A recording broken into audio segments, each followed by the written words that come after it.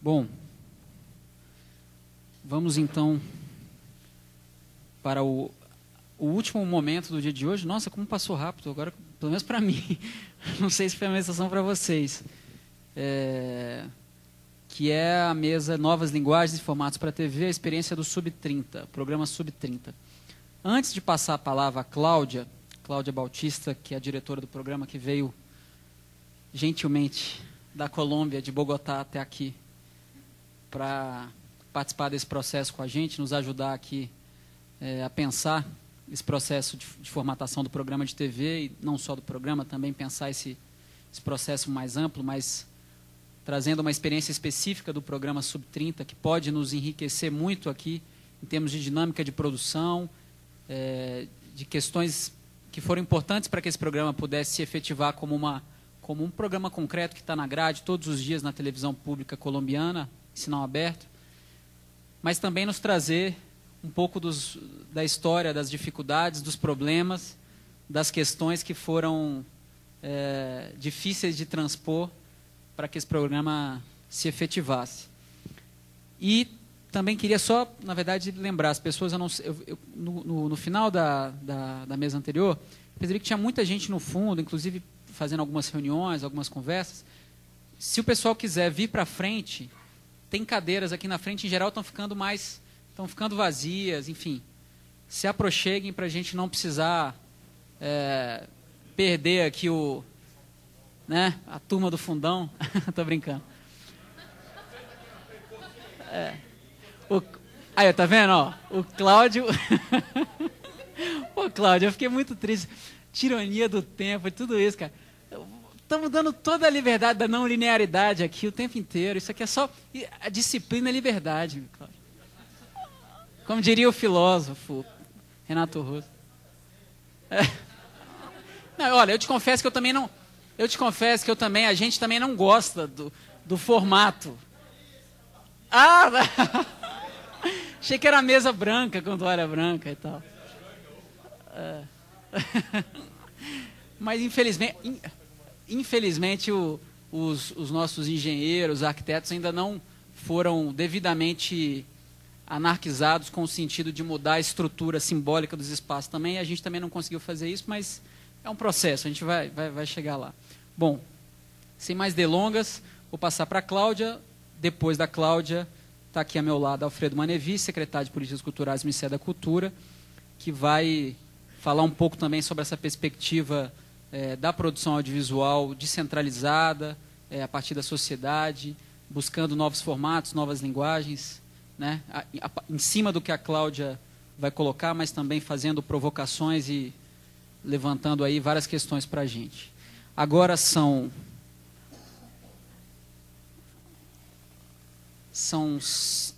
6 horas da tarde. A previsão é que essa mesa seja um pouco mais longa, de 2h30. Então, por esse cálculo, a gente finalizaria às 8h30 da noite. O Chico Simões tinha feito um convite para uma festa, uma festividade lá no Invenção Brasileira. Cadê o Chico? Mas ele falou a hora. Bom, é a hora que a gente terminar, a gente vai, né? Importante é a gente aproveitar esse momento aqui. Então, só para vocês lembrarem que no final tem isso, então, para a gente também regular aí a nossa forma quando passar para todo mundo. Cláudia? Hola, pues nada, he disfrutado mucho de todo lo que he escuchado. Me siento muy privilegiada de poder saber y participar de este proceso. Esta mañana pensaba que podía ayudarles, vine a aprender todo lo que he escuchado. Bueno, finalmente quiero presentarles este programa. Es una experiencia específica diseñada para personas jóvenes en Colombia, hecha por personas jóvenes, para personas jóvenes. Durante mucho tiempo fue emitido a las 7 de la noche, no, a las 9 de la noche por un canal, el único canal público cultural y educativo que hay en mi país, que tiene cubrimiento nacional. En teoría, pues tiene algunos problemas de antenas y cosas de esas. En teoría es de cubrimiento nacional. Y pues nada, antes de arrancar quiero decirles que esta es una experiencia muy pequeña comparada con lo que ustedes van a construir acá, pero creo que hay cosas que se pueden multiplicar de esta para el trabajo que ustedes están arrancando. También quiero aclarar que Colombia, en comparación con Brasil, tiene 43 millones de habitantes. Es realmente pequeña, digamos. El articular esto seguramente fue menos complejo de lo que será articularlo de ustedes. Pero también cometimos suficientes errores como para que los podamos compartir con ustedes y no se repliquen y se ahorren una parte de ese doloroso proceso. Pues nada, les quiero mostrar primero un reel del programa para que lo conozcan y pues ahora les cuento más cosas.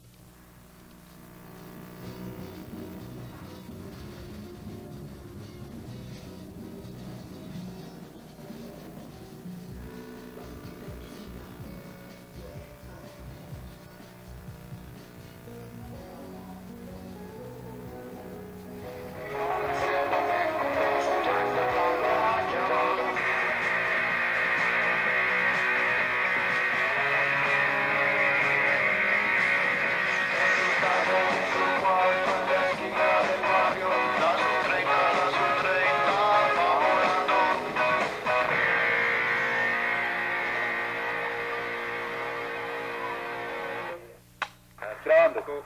4, 3, 2.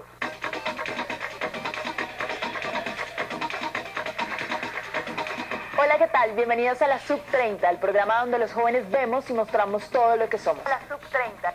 A partir de hoy los vamos a estar acompañando de lunes a viernes a esta hora por Señal Colombia y esperamos que ustedes nos acompañen fielmente durante todo el año. Señal Colombia, porque me imagino que todos los que nos están viendo son jóvenes, especialmente de espíritu.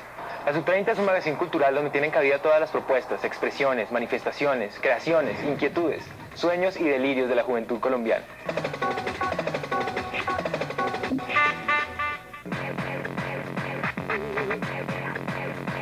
Bueno, nosotros somos Pijisan Azum, practicamos parkour.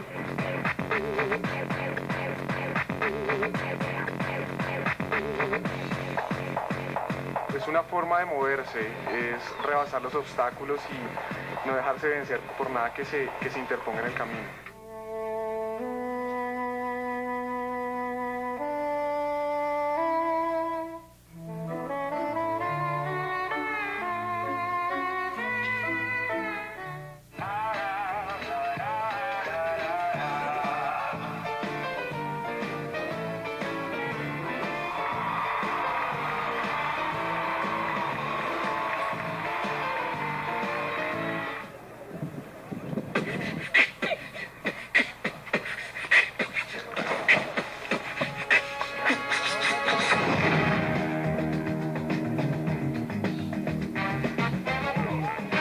Tenemos 6 años de estar jugando en Pescadito aquí en la Castellana. Y el propósito es salir adelante y ser alguien, un profesional y ser alguien en la vida.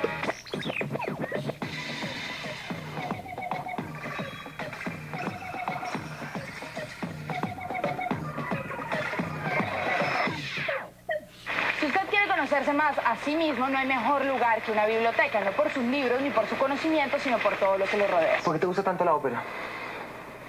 porque no he encontrado un género que me haga sentir eso allá tan fuerte, ni me lo deje expresar como la ópera.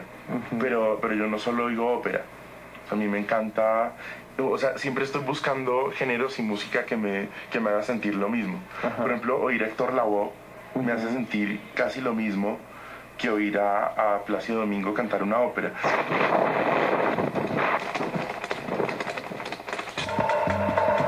Mi nombre es Catalina Ruiz y voy a hacerles un top con las 5 piezas que más me gustan del Museo Nacional. El número 5, la indumentaria Tori de los indígenas Yucuna del Amazonas. El número 4, las voces del 9 de abril, porque son el único registro del museo que guarda la memoria para el oído. El número 3, el álbum de dibujos de Peregrino Rivera Arce, porque son un documento muy expresivo de los combates de la Guerra de los 1000 días. En el número 2, el armario de Biederman, porque hace de un espacio cotidiano una obra de arte. Y en el número 1, objetos femeninos del siglo XIX, porque son el primer intento de la curaduría para incluir a la mujer en el discurso histórico del museo.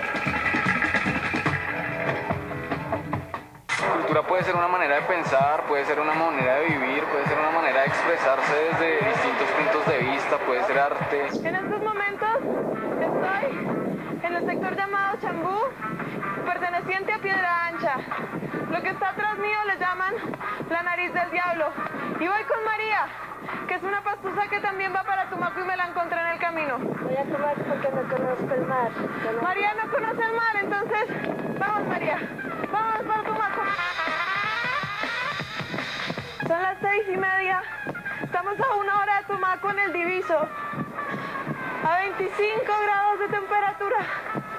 Vamos María, ya casito llegamos a Tumaco. Llegamos a Tumaco, María. Llegamos a Tumaco. Abrigadita está. Sí, abrigada y salada, ¿no?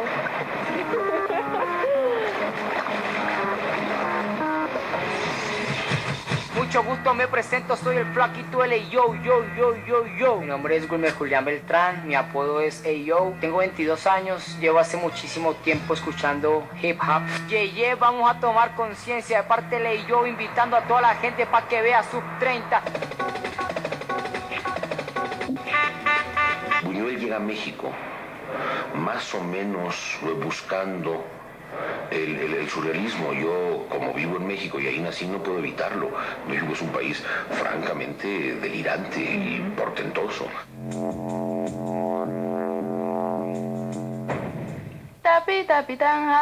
Bueno, mi nombre es Adriana Bolaño y les voy a leer algo que escribí acerca de la unión hace mucho rato. ¿Qué más vida que vivir con el Unión Magdalena? No jodas, esto sí es vida.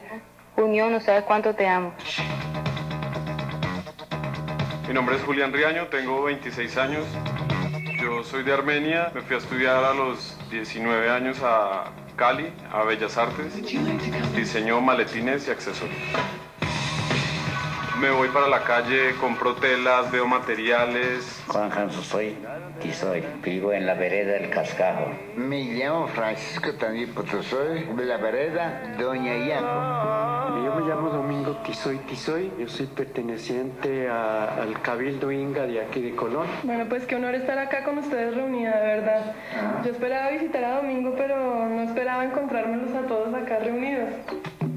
En nuestro dialecto decimos cuyanguillo. ¿Para qué sirve? Eso es para las oeste, para traer, por ejemplo, para preparar la casa, para preparar el negocio, para hacerse querer de mujeres o de hombres. Bueno, y ahora... Deje la fan. Deje miar el macho, que el macho miando descansa.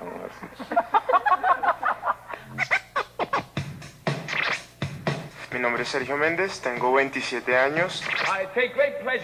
Les recomiendo Los Cantos de Maldoror, escrito por Isidore Ducasque. Es un libro que inspiró en buena medida el movimiento surrealista del siglo XX. La palabra cultura La cultura es importante para aprender a tolerarnos y para no quedarnos burros. Queremos invitar a todos los televidentes de la Sub-30 a que vean nuestro trabajo del Grupo Inazuma con el tema Bambuco Lento del maestro León Cardona.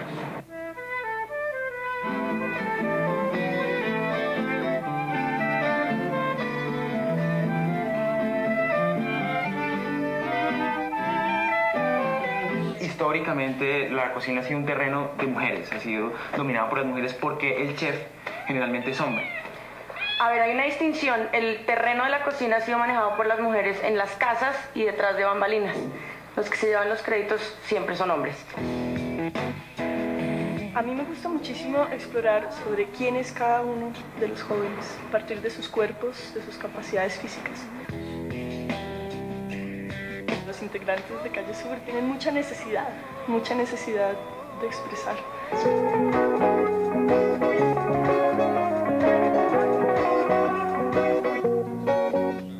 Mi papá decía que uno no podía vivir en Girardot porque se tiraba al veraneadero, entonces supongo que era como una consecuencia de eso, ¿no? Como una primera etapa más libre, como más corriendo, más piel, más sol, más color, más agua, más piscinas, más frutas, no sé.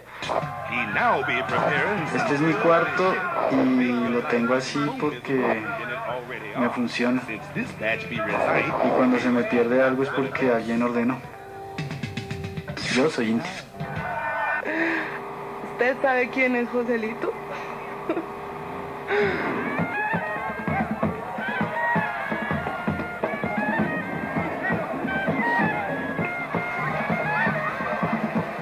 ¿Han visto a Joselito? Lo estoy buscando. Es en serio. ¿Joselito? Sí. Se perdió ese hombre, se murió. No lo he vuelto a ver más nunca. 72 mujeres conmigo, 73, ese maldito. Desgraciado Joselito. Se fue. Bueno, la pestilencia surgió más o menos como en 1986, ¿no? Supongo yo. 86, julio del 86. En julio del 86, ¿cómo era el ambiente musical en esa época?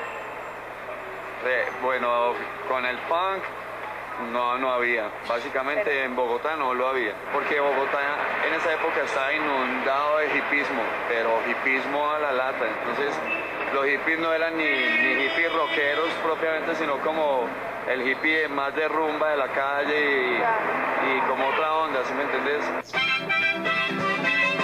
Mi nombre es Jaime Alberto Cárdenas Monsalve. Este es el cuento de un ser humano que se comporta como un marrano. Y un pajarito me dijo un día que le cantara esta melodía. Me dicen Titiritón. Oiga, marranito, se le cayó el papelito. Tengo 28 años, soy payaso y creo que la risa es el regalo más grande que se le puede dar a un amigo. Cuando va a clase lleva comiso y los papeles arroja al piso. Y como todo buen chiquero, me cae gordo y no lo quiero. Ser payaso es ser como un niño. Me da la libertad para expresar, para reír, para exagerar. Creo que lo más lindo de ser payaso es pertenecer a la familia de los payasos, sobre todo de los payasos de Colombia, que son payasos de carne y hueso. ¿Alguien me puede decir qué día es hoy? 3, 2. Hasta aquí llegamos el día de hoy. Hicimos un paseo virtual por habitaciones, lugares preferidos, gustos musicales, todos esos pedacitos que conforman la identidad. Si quieren ser parte de este programa, no dejen de escribirnos o de pegarnos una llamadita. Nos vemos aquí mañana y pasado mañana y hasta el viernes a las 9 en la Sub-30.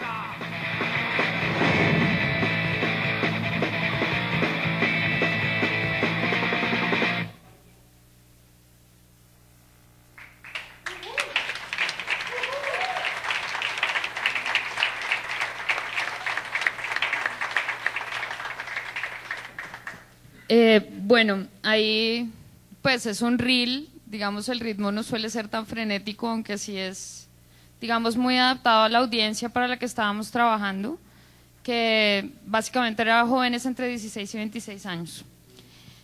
En una primera etapa hicimos 275 capítulos de 45 minutos de duración, con un hijito que era un especial musical que salía los domingos y duraba un poco menos que el programa de entre semana. En esta experiencia participaron jóvenes colombianos de 27 departamentos, digamos nuestra unidad administrativa es esa, departamentos, hay 32, así que logramos cubrir muy ampliamente la diversidad de la cultura de los jóvenes colombianos.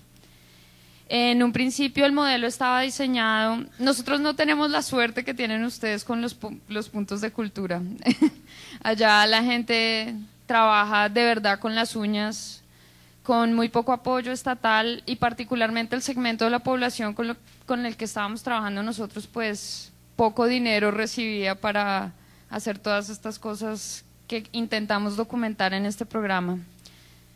Inicialmente quisimos contar con las personas que producían audiovisual, que evidentemente no son tantas como tienen ustedes acá. Y nos enfrentamos, y eso es lo que les quiero hablar, con las dificultades técnicas que nuestro modelo tan incluyente generó. Particularmente tuvimos muchos problemas en el tema del sonido, que es, pues no sé si acá sea tan frecuente, pero en Colombia es muy deficiente el registro del sonido, entonces nos llegaba el material de las regiones y era imposible pasarlo por la señal broadcast. No había manera, pues todo iba a sonar espantoso. También tuvimos muchas dificultades por el mismo lenguaje del programa que maneja pues un ritmo de edición y un tipo de plano complejo, digamos, por decisiones que habíamos tomado pensando en nuestra audiencia. Eso nos llevó a decidir que teníamos que capacitar personas en las regiones.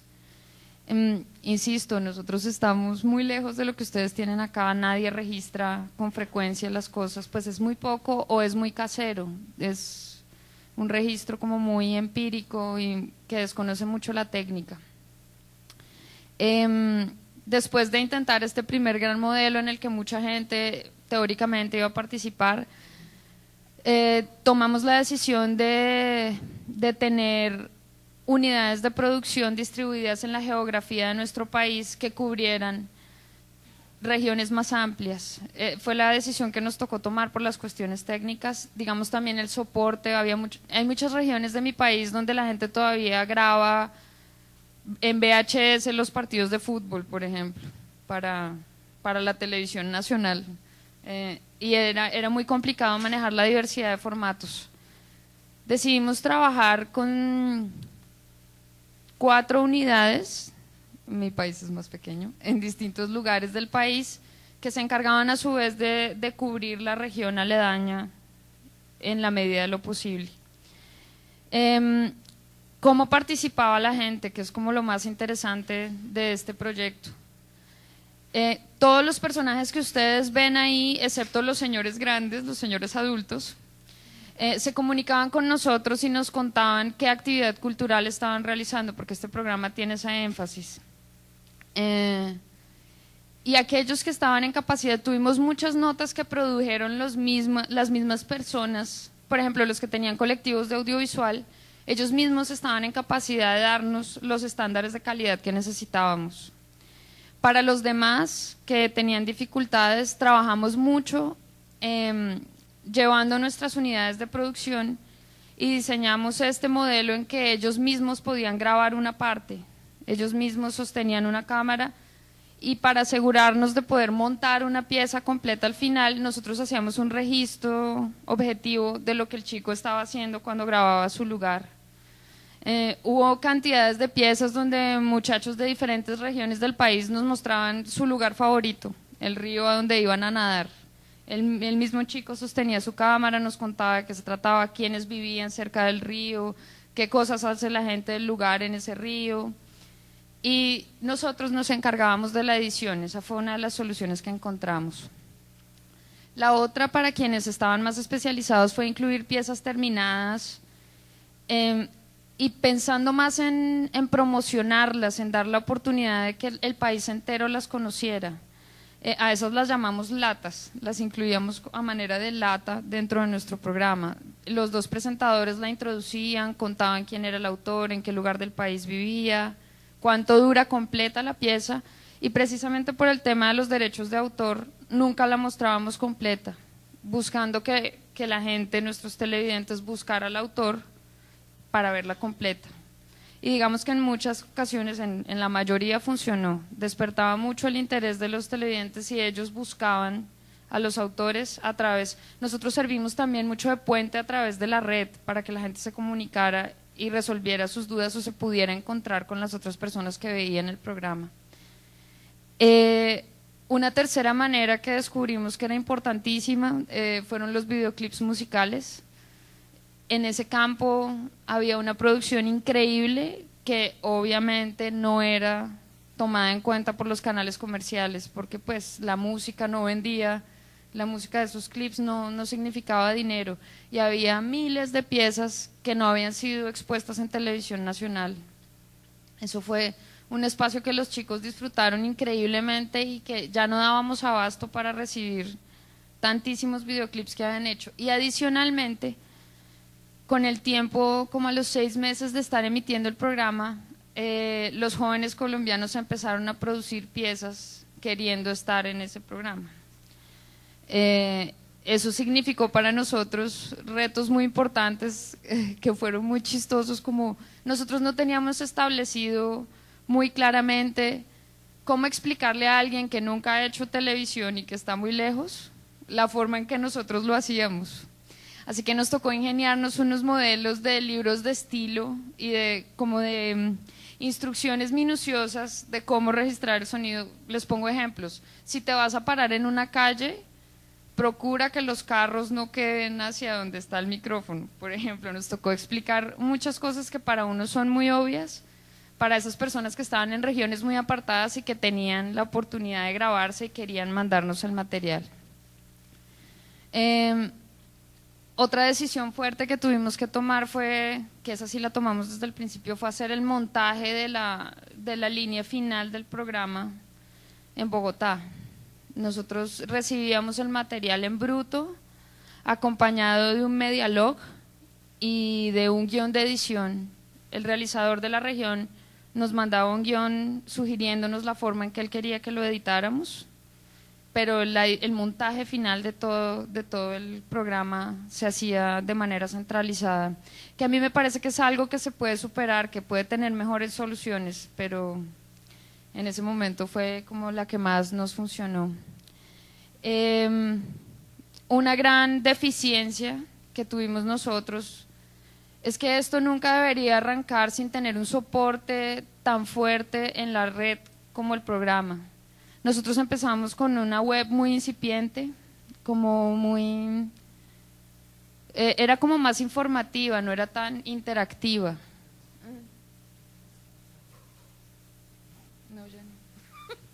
Como más interactiva, lo que necesitábamos. Nosotros tuvimos una web muy plana, que fue un gran error que cometimos, solo estábamos pensando en televisión y esto requería muchas maneras de comunicarnos. Con el tiempo lo fuimos aprendiendo, esa es una de las cosas que me parece a mí fundamentales, que hay que trabajar de una vez con el soporte de la red si uno va a tener un programa de televisión que pretende atraer a la gente para que participe en él. Otra cosa que fue muy importante de este proceso es que efectivamente en este programa empezaron a aparecer personas que nunca habían podido hablar de nada en televisión ni en radio.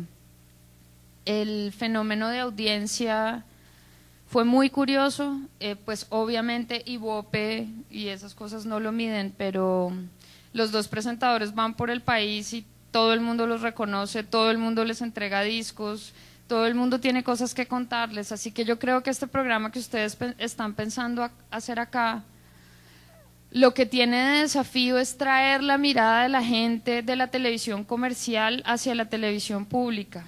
A nosotros nos pasó sin querer queriendo. Digamos, la gente sí tiene una gran necesidad de verse a sí misma retratada en la pantalla, de ver a las personas que son parecidas a uno, no a la modelo 90-60-90 ni al tipo guapísimo, no, los que somos gorditos, flaquitos, muecos, todos existimos y queremos tener la oportunidad de ver personas como nosotros en la televisión. Ese es el gran potencial que tiene esto, y un programa como el que ustedes están pensando tiene el reto además de traer a la gente hacia la televisión pública. Eso es eso es una cosa que es súper importante. Cuando la gente descubre eso, se los juro, dejan de gustarles tanto las telenovelas y esas cosas. Realmente les empieza a interesar mucho esto. Y una fase posterior, que también fue muy interesante, es que en muchas regiones del país los jóvenes empezaron a producir magazines como este a nivel local.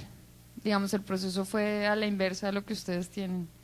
La gente empezó en los lugares a escribirnos buscando esta orientación que ya nos había tocado diseñar por otros motivos, para hacer sus propias piezas y hacer programas como estos para emitir en canales locales y comunitarios, y pues digamos con un segmento de la población muy claro, que fueron los jóvenes. Por otra parte, también nos ocurrió que este programa era parte de una política y de una franja diseñada para los jóvenes, pero los adultos empezaron a pedirnos una opción como esta. Los adultos no la tenían, y mucho menos las personas de la tercera edad. Yo recibí cientos de correos de personas de todo el país de la tercera edad que querían tener una oportunidad de mostrar lo que hacían, como ocurría con los jóvenes en este programa, y es algo que es muy importante tener en cuenta. Igual pasó un poco con los niños, es curioso, pero los niños también, había muchos niños que querían hacer parte del programa y mostrar las cosas que hacían. Era difícil incluirlos, pero digamos, también creo que hay un reto en esto que ustedes pretenden hacer, porque este primer programa puede ser una semilla de cantidades de cosas. Eso por hablar por segmentación de audiencia. Hay otra cosa, son los temas. Yo en este programa, como vieron, incluía deportes, artes plásticas, diseño textil, música de todos los géneros, que eso es muy raro, los programas suelen estar muy segmentados. Yo podía tener música clásica, podía tener hip hop o podía tener punk conviviendo en este programa, y lo que se descubre cuando uno hace esa primera experiencia es que existe la posibilidad de hacer un espacio para cada una de esas cosas, y con el potencial de producción que ustedes tienen acá es absolutamente viable. Lo que pasa es que una experiencia de estas, para lo que sirve es para entender los vericuetos de la producción cuando somos tantos trabajando con unos tiempos, con un dinero, digamos, con una manera de engranarse. En cuanto al modelo de producción, evidentemente una de las primeras cosas que aprendimos es que esto no podía tener actualidad, digamos, por el modelo mismo que requería que nos comunicáramos con diferentes regiones, y tener todo a tiempo para el montaje final del programa nos impedía tener reportes de eventos particulares que ocurrían en un día. Así que tuvimos que diseñar la forma de hacer pequeñas crónicas que dieran cuenta de lo ocurrido, en lugar de pensar en cosas en directo, por ejemplo. El modelo de producción entonces se convirtió en un modelo escalonado, cuyo ciclo final duraba 5 semanas. Todas las piezas que son nuevas, que son producidas para este documental, cumplen con ese ciclo, que incluye una etapa de investigación, que para este caso, que era un programa diario, era de 1 semana, una etapa de preproducción, la etapa de grabación, una etapa de visualización y pues guión de edición de cada uno de los realizadores, y el montaje final del programa completo. Y bueno, pues eso lo fuimos articulando para poder funcionar con un programa diario. Esto también es una iniciativa curiosa porque tiene varias entidades encima. Trabajamos conjuntamente con el Ministerio de Cultura y el Ministerio de Comunicaciones y la empresa que produce el canal público, y una empresa privada que era la que nos ayudaba a producir, porque en Colombia las entidades estatales no pueden producir ellas mismas, sino que se terceriza la producción. Digamos, en ese sentido también fue interesante articular, sí.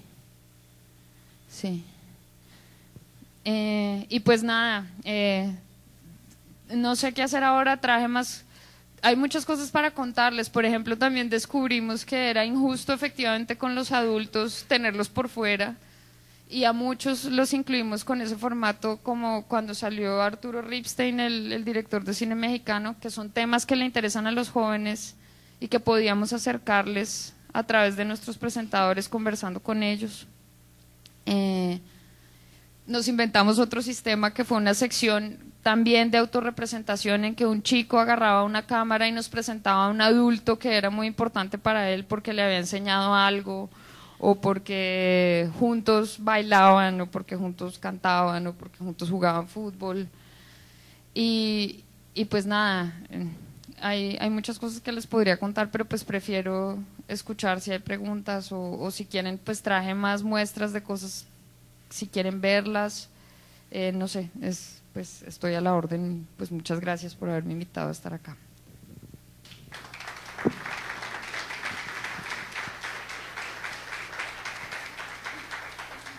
A experiência da Cláudia e do programa Sub-30 é realmente super interessante. Ela tem aqui outros dois, é um compilado de vários programas, né? Não é isso?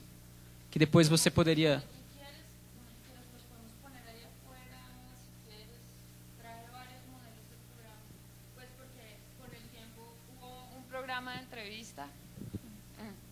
Você podia, então, de repente, só para... Porque eu acho que é uma oportunidade da gente tirar algumas informações antes, pedir licença para o Alfredo, antes da gente entrar, só falar um pouquinho sobre essa diversidade de temas e de o que ele gerou, né, em termos de outras produções, e aí depois que a gente fizer esse debate, se der tempo, a gente faz aqui no telão, se não, a gente faz lá fora. Pode ser? Bueno, esto también, por ser diario, realmente lo que era una franja transversal en la programación del canal, específicamente para los jóvenes. Eso a nosotros nos dio una gran oportunidad de diversificar los días, los temas de acuerdo con los días.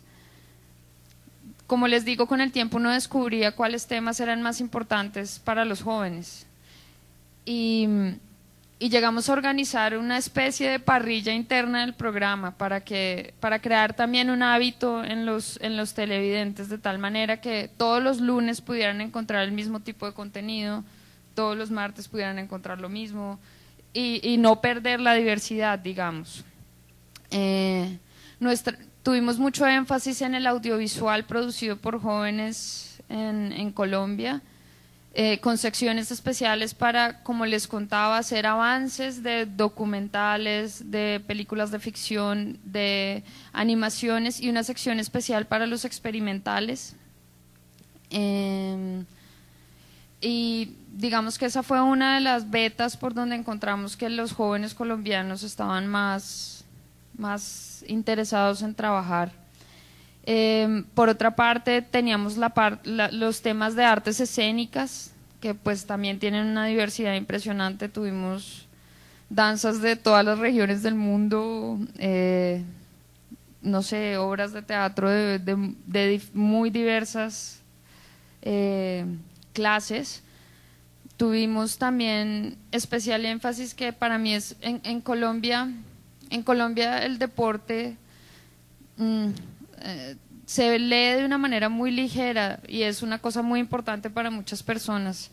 Y yo quise aprovechar, dirigiendo este programa, que allá el Instituto de los Deportes depende directamente del Ministerio de Cultura, para incluir un poco ese tema que siempre está visto como tan superficialmente, y que significa muchas cosas y define el ser de muchos jóvenes en Colombia, y sus aspiraciones y como sus intereses en la vida.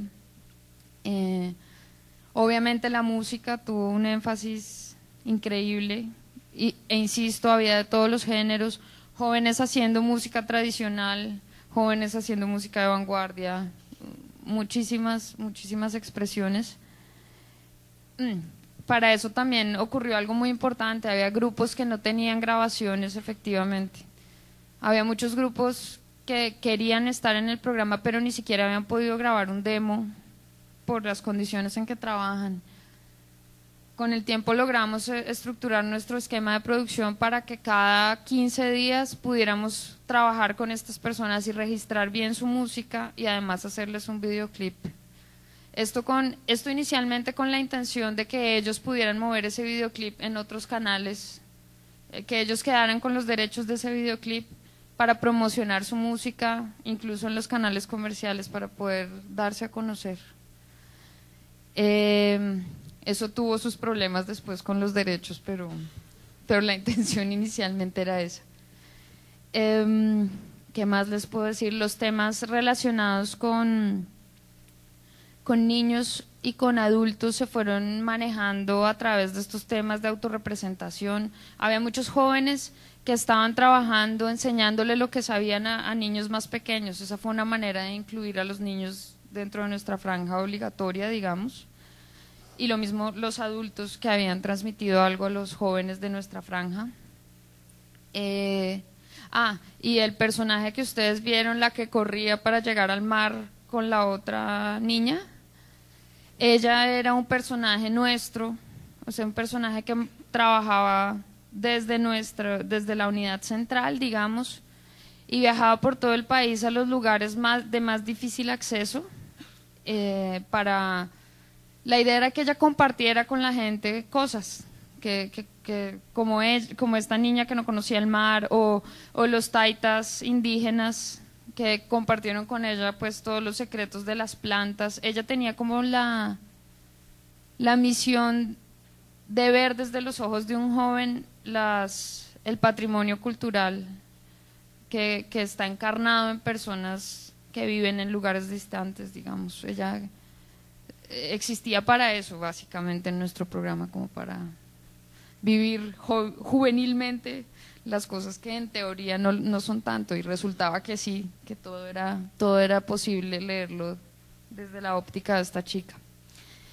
Básicamente esos eran los temas: cine, teatro, arte, danza, plásticas, cultura de jóvenes, hecha por jóvenes, muchas veces registrada por los mismos jóvenes. También nos interesaba mucho el ojo de los jóvenes, la forma en que ellos se registran a sí mismos. Y una regla de oro del programa era que no había voces en off, jamás, siempre era el mismo personaje relatándose, contándonos quién es, qué hace, etcétera y tal.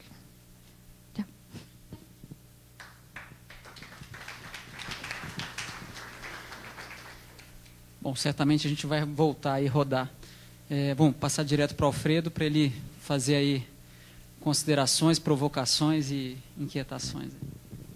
Obrigado, Adriano. Então vou seguir seu pedido, provocações e orientações. E a fala da Cláudia, enfim, é uma fala que eu vou falar de pé, porque eu acho que também faz o sangue circular mais. Ao fim do dia, tem muita gente que está tortando o pescoço para conseguir ver a gente aqui na frente. Eu vou falar de pé, então, e vou fazer uma fala bem rápida, na verdade, para que o debate possa rapidamente acontecer. Eu acompanhei aqui a conversa de hoje já, pelo menos estou aqui há 2 horas ouvindo as discussões, e eu acho que o debate que está acontecendo aqui hoje, as coisas que estão sendo ditas, colocadas, afirmadas, a própria experiência da Colômbia, um país irmão sul-americano que está vivendo uma experiência tão avançada do ponto de vista da televisão, do campo público, se não da televisão pública, do campo público, da organização pública em torno de uma ideia de comunicação. Acho que me fazem crer que a gente está vivendo uma passagem histórica de uma etapa para outra. Se não na América do Sul, pelo menos no Brasil, isso me parece bastante claro, se a gente pensa um momento onde os movimentos de democratização, de acesso à cultura, de acesso à comunicação, de acesso à televisão pública, um conjunto de movimentos que em alguma medida impulsionaram a própria eleição do presidente Lula, que pautaram a sua agenda, a sua movimentação no campo cultural e da comunicação nos últimos anos. Eu acho que uma certa etapa está esgotada e uma outra etapa se anuncia, onde uma estratégia bastante complexa vai ter que ser vivenciada no Brasil. Porque eu acho que a gente vai precisar reunir. Eu tenho a impressão que a ideia da democratização da comunicação, que é uma ideia que está muito, até felizmente, presente no debate público no Brasil hoje, como nunca. É bom ver a sociedade brasileira finalmente debatendo democratizar a comunicação, muitas vezes é entendida apenas como a democratização das estruturas de acesso ou das estruturas de produção, o que em alguma medida foi um pouco, em alguma medida, alcançado nesse último período. Vendo a experiência da Colômbia, o programa, mesmo curto nesse trailer, e a qualidade de linguagem, e a qualidade estética de trabalho cultural, tecnológico, que envolve uma visão de estrutura também, de instituição, eu acho que o ponto que se abre agora, e que me parece fundamental, é justamente uma combinação da democratização dessas estruturas, num sentido muito mais aprofundado do que a gente viveu até agora, ou seja, radicalização do processo dos pontos de cultura, dos núcleos digitais, das estruturas de documentário nos estados, nos municípios, todas as estruturas que permitem objetivamente os grupos culturais produzirem conteúdo audiovisual. Porque sem isso, não tem decreto, não tem regulamentação, não tem normativa que vá, de fato, descentralizar a produção cultural no país. Porque, vez ou outra, aparece no Brasil a tese de que um decreto vai efetivamente regionalizar, vai efetivamente descentralizar a produção, e um decreto ele é complementar, ele é necessário como um complemento legal que venha estimular, mas, objetivamente, é preciso descentralizar a infraestrutura. Porque sem infraestrutura descentralizada, e a infraestrutura no sentido mais completo do termo, infraestrutura material e imaterial, no plano da capacitação, essa experiência que está se dando nesse nível já de avanço no Brasil, ela não vai entrar nessa próxima etapa, que me parece a etapa decisiva. A etapa de uma disputa num plano da linguagem, no plano simbólico, no plano da formatação.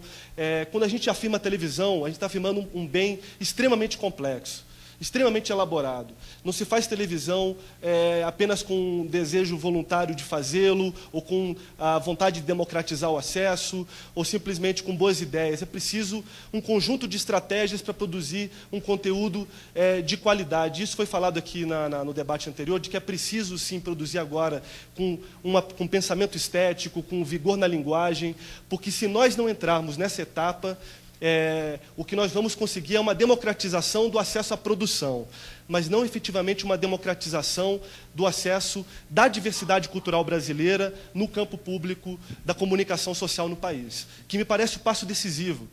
Não se trata de medida compensatória, garantir que grupos culturais possam ter acesso, porque suas comunidades têm o direito de se expressar. Se trata de permitir uma efetiva descentralização da produção cultural no país.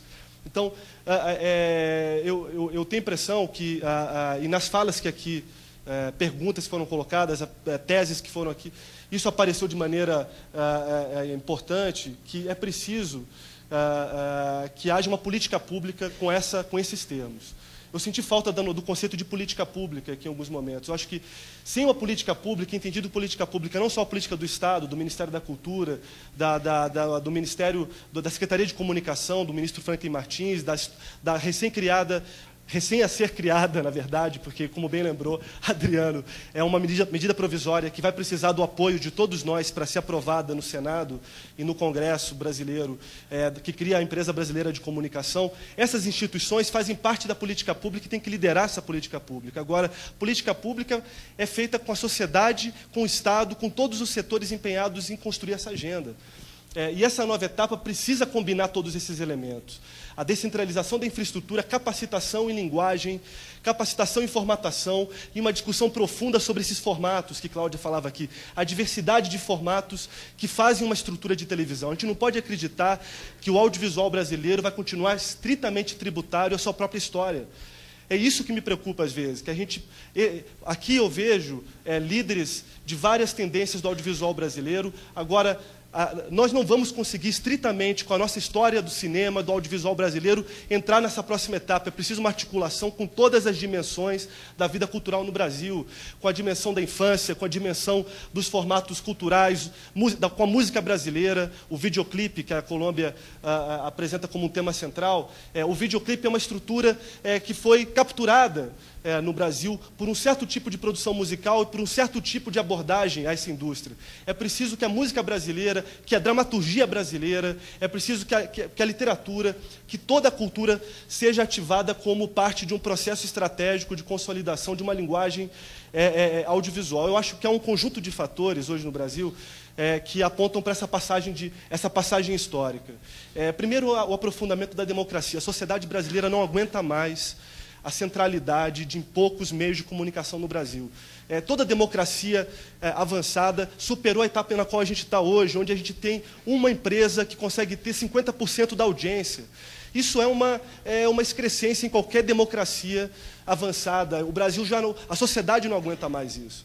E expressão disso é essa capacidade que a sociedade brasileira teve nesses últimos 20, 30 anos, muitas vezes apesar do Estado, porque agora a gente tem um governo que tem políticas concretas que buscam democratizar esse acesso. Agora, apesar do Estado brasileiro, a sociedade se organizou nos últimos 30, 20 anos com projetos concretos, com formas de produzir TVs comunitárias, TVs alternativas, rádios comunitárias, rádios alternativas, que criaram condições hoje para dar esse passo numa direção nova. Então, eu vejo como fator a questão desse esgarçamento já, desse modelo centralizador, que a democracia não aguenta mais. Eu vejo, por outro lado, o ganho que a tecnologia nos deu nos últimos 20 anos, com a 5ª revolução tecnológica, que permitiu um efetivo barateamento e acesso a equipamentos de qualidade, não equipamentos que permitam produzir de qualquer forma, equipamentos que permitam produzir em condições cada vez mais iguais, se não em condições iguais à produção profissional, a chamada produção profissional. E num terceiro ponto, eu acho que a própria relação da sociedade brasileira com essa produção televisiva que está aí posta, um cansaço desses modelos, um efetivo cansaço do modelo de teledramaturgia, um efetivo cansaço do modelo de cobertura esportiva, um efetivo cansaço do modelo de produção infanto-juvenil no Brasil. Há um cansaço. A sociedade brasileira está pedindo outra coisa.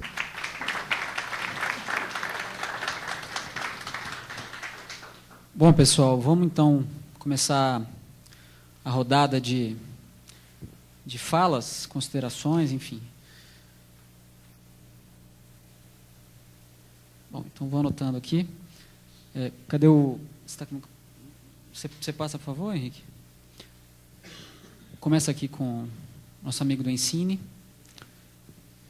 Cláudio, vou anotando aqui. Só para ter tempo, pode ir falando enquanto eu vou anotando aqui, tá? Cláudia,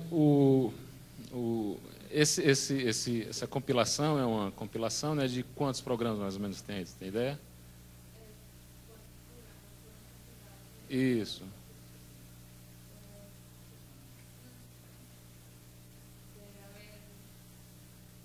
En esa muestra hay por lo menos 2 meses de emisión, pues escogiendo lo mejor de cada uno. Porque como ele, o que eu notei é que a edição ela é muito elaborada, né?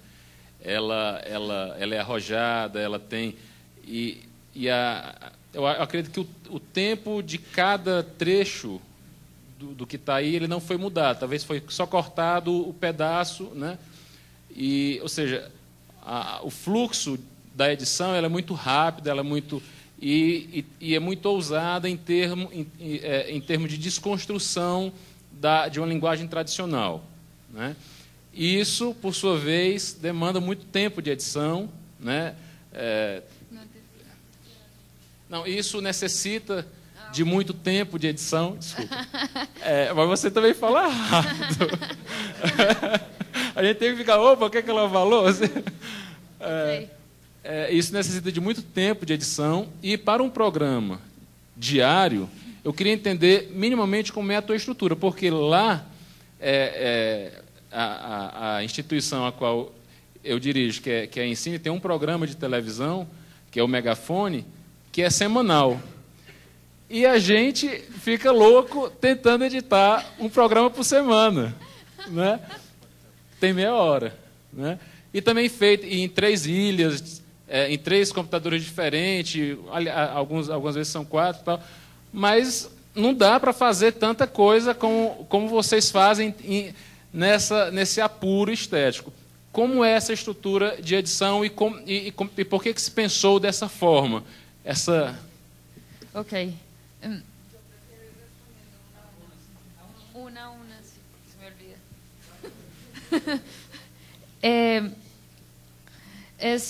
El lenguaje está específicamente diseñado para el segmento de población que con estudios previos que hicimos con algunos jóvenes, no fueron muestras muy grandes, pero digamos, procuramos tener en cuenta gente de zonas rurales del país, de zonas de la costa, de zonas de montaña, digamos, y zonas de los llanos orientales que se parecen en su cultura mucho más a Venezuela, digamos, tienen como mucho vínculo con ellos, y un poco, pero muy poco con el Amazonas, digamos, hay que explicar algo acá, así digan que no, mi país está en guerra, y la parte sur de Colombia tiene muchos problemas de esa índole, de producción de drogas ilícitas, de paramilitares, guerrilleros y ejército deambulando y haciendo cosas en esa región.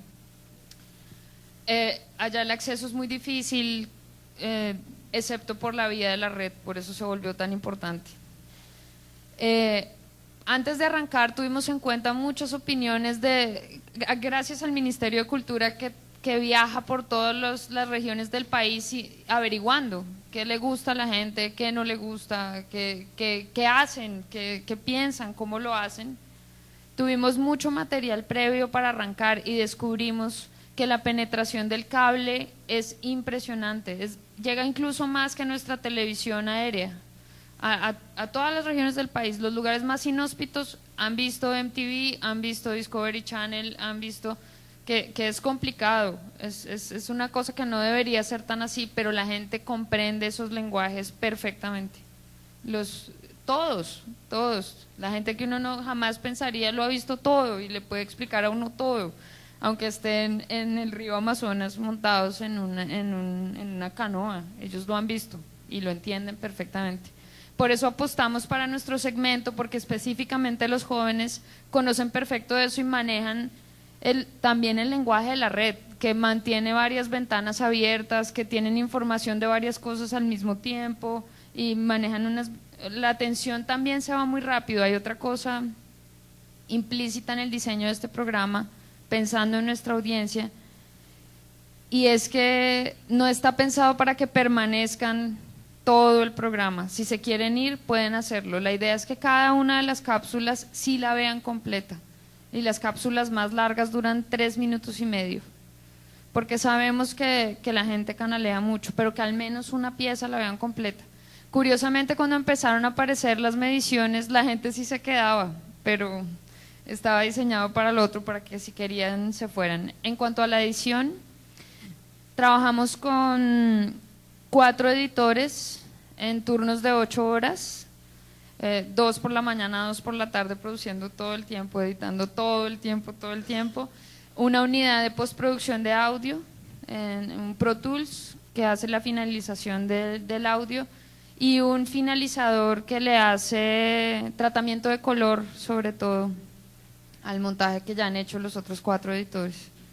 Y esa es la estructura. Y como les digo, precisamente por el lenguaje tuvimos que centralizarlo, aunque hubo piezas que nos llegaron editadas y funcionaron muy bien, porque los chicos empezaron a entender cómo lo estábamos haciendo y nos preguntaban y podían mandar piezas editadas y salían tal cual, algunas con el tiempo. Eso fue con el tiempo.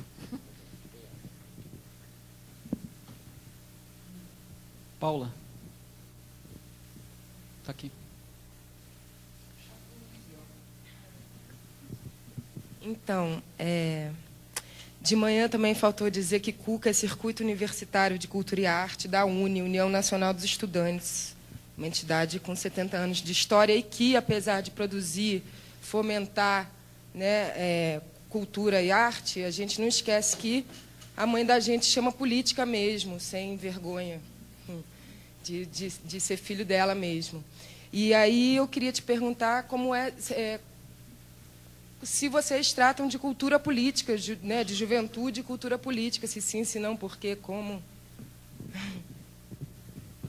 Ese es un tema súper delicado. El gobierno de mi país en este momento es muy de derecha, muy.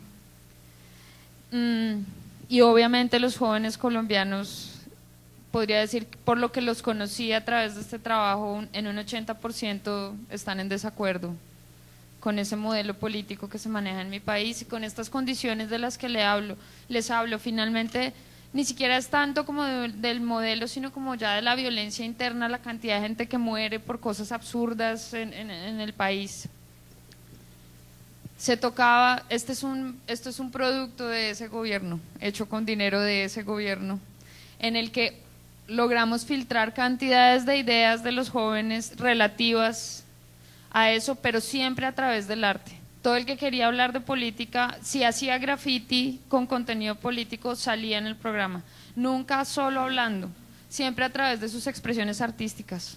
Muchos le cantan a ese tema, estaban incluidos en el programa. Muchos pintan sobre ese tema, incluidos en el programa. Salieron cantidades de documentales con un contenido político fortísimo, fortísimo, fortísimo, incluidos dentro del programa porque era específicamente cultural, requería que además del discurso hubiera una elaboración estética, plástica, de esa idea política de los jóvenes colombianos, y salió cantidades y no hubo problemas con mi gobierno de derecha.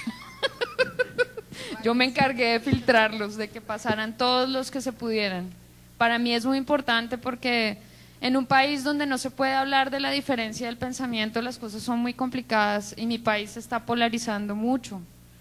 Y yo estaba luchando discretamente desde esta tribuna contra eso. Cláudio, e como gosta o Cláudio, ela estava hackeando o Uribe. É? Como é que é? Não entendi. Ela estava hackeando o Uribe. Hackeando o livre? Isso. Cláudia, me diga, ¿ustedes han pensado en algo por usar el software libre? El software libre, Linux. ¿Ustedes trabajan con software propietario? ¿Han discutido eso? ¿Han pensado en eso? Curiosamente, la empresa privada a la que le encargaron este proyecto, con la que yo trabajé, pudo trabajar el área de oficina con software libre. Trabajamos con Linux y OpenOffice, por ejemplo, toda el área de oficina. En el tema de video no pudimos trabajarlo como quisiéramos, pero política pública en mi país para el uso de software libre todavía no hay. Para mí es importantísimo. Y realmente los envidio por lo que ustedes tienen acá al respecto. Es súper importante. Hasta donde pudimos trabajamos, pero no era como una directriz ni algo que estuviera definido de antemano. Hay una posibilidad de hacernos una colaboración en eso. Se puede hackear la derecha con oficinas de arte libre. É possível.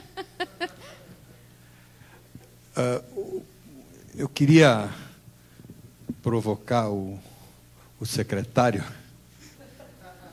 já provocando. Você falou uma coisa que eu acho que é um dos assuntos importantíssimos, que eu vivo pensando na questão de requalificar a qualidade. A questão qualidade, quando se fala de TV, quando se fala de vídeo, passa por um padrão de qualidade Globo que está impresso na alma de todo mundo que olha para qualquer imagem que tem que ser desconstruída. O momento de pensar essa questão qualidade e de desconstruir uma qualidade fake, uma qualidade baseada no plano, curiosamente, no plano americano, plano da mentira. Não, o plano americano mesmo. Pum, aquele enquadramento, pá, que imprime uma porção de coisas. É uma questão bastante interessante. E junto com isso, eu te pergunto também. Eu defendo a tese, e muita gente, que o digital tem trazido uma nova possibilidade para a ética, para a transparência, para o avanço de uma questão ética. O software livre é o resultado de uma mudança ética. A internet é uma mudança ética, porque ela foi construída com altruísmo. Então, por isso ela não pertence a ninguém. E essa questão da ética não pode provocar uma nova estética? A ligação de ética e estética que foi absolutamente estuprada durante o século XX. Legal, Cláudio. Responde assim? Não, eu acho legal. Vai no bate-bola, né? A gente vai conversando. Eu acho que é possível pensar qualidades no plural. A gente deve pensar qualidades com S, né? Sem dúvida, o padrão Globo de qualidade gerou uma baixa autoestima em tudo aquilo que não é produzido pela Rede Globo, que precisa se comparar. E mais do que isso, gerou, em muitas tentativas até espontâneas e supostamente anti-TV Globo ou anti-televisão broadcast, o seu mesmo DNA intelectual, estético e ético. Porque muitas vezes, até uma parte da esquerda brasileira, historicamente achou que o mais interessante era entrar no broadcasting para fazer por dentro o que o broadcasting supostamente poderia fazer, mudando o transatlântico de direção.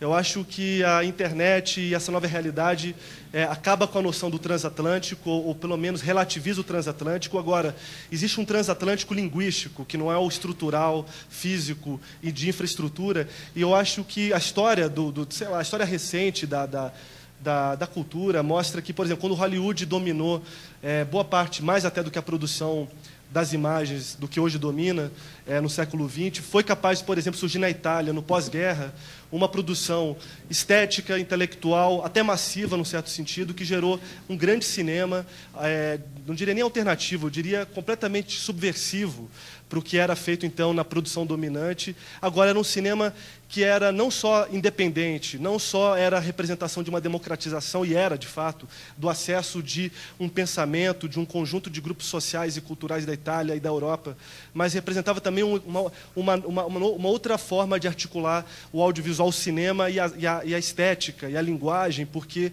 havia uma grande articulação entre a produção audiovisual e a produção do pensamento, da estética, de outras áreas da sociedade. Eu acho que essa articulação, que é claro que a riqueza e a concentração ela gera o acesso. Você poder ter uma empresa que tem acesso a um recurso de bilhões de dólares ou reais tem acesso a um conjunto de expertises que, combinados, resultam num maior acesso a tudo.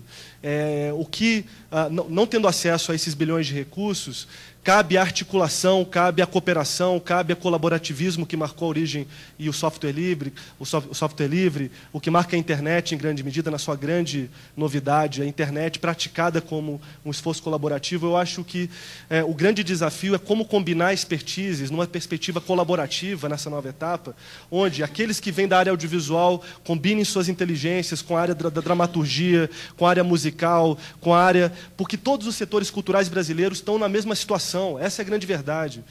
O Ministério da Cultura acabou de lançar o Mais Cultura, que é um programa que é parte do PAC, que é a primeira vez que o governo reconhece que a cultura precisa ter uma política de escala, porque a questão do acesso é um problema em todas as áreas culturais, é uma precarização da infraestrutura, não da criatividade, é uma precarização dos meios, é uma precarização dessa articulação que gera.